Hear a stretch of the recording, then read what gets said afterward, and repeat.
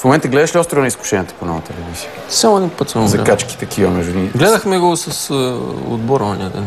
Имахме време. Джермейн Дефо, твой добър приятел, закачлия, с който като бях в Лондон на вашата база, ти правеше разни номера, много приятен с хубаво излъчване и той. Забил някаква убийствена мадама. Дания Лойд, бившото гадже на Шерингами. Не може да те питам такива неща. Сега виж, за твое гаджета не питам. Помолил си ме, мълча си. Ви брадър от победителка, сега разхожда с лондонските бутици. Гледай за какво става въпрос. Показва ли ви? Показва. Той Джермейн е...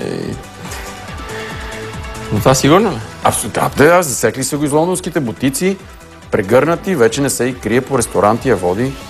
Мадамата, между другото, страхотна, според мен. Страхотна. На живо виждал ли си? Не, ама сега толкова ли мога да я променя? Не знам, в смисъл, аз не искам да ги коментирам, но Джермейн той си е пич от класа и го раздава, да, и го раздава. Плейбой. И щом така си преценил човека, нали, аз все пак ще бъда длъжен да го бъзна по тази тема, да видя какво, що, нали, в България дори се говори за те. Ще видя как стоят нещата, но пък той си знае, че той не е малък. Въпреки, че доста млад. И ти си доста млад, ама семейния живот на те ли влече вече? Млад, аз не съм толкова млад вече. Нещата си отиват в цвета, времето 26. си. Но човек си има амбиции и цели и аз имам още, които не съм постигнал. Някои съм, други не. Докато не ги изпълня, време за други неща нямам. Добре, ви брадър, ако те покани в Англия или тук в България, ще приемеш? Не, тези неща не са за мен. Аз съм друг тип човек. На моменти по-сложен, по-странен. Може би да гледам само.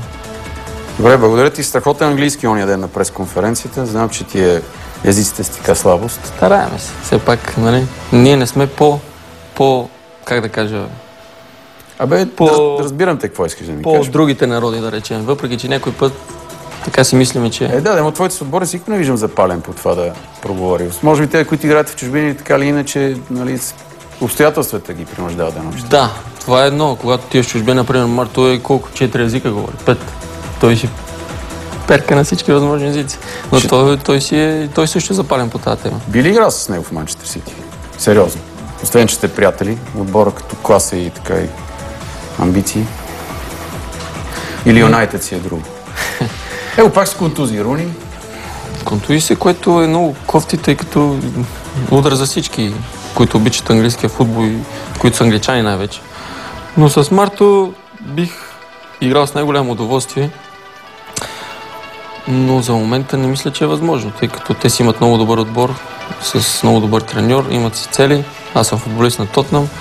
Най-вероятно да играем един срещу друг. Добре, благодаря ти, че още веднъж уважи и предаването и нашите зрители.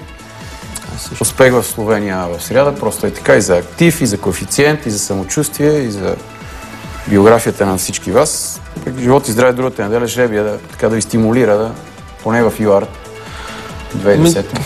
Нека, аз си мисля, че не искам да се паднем с по-силни отбори.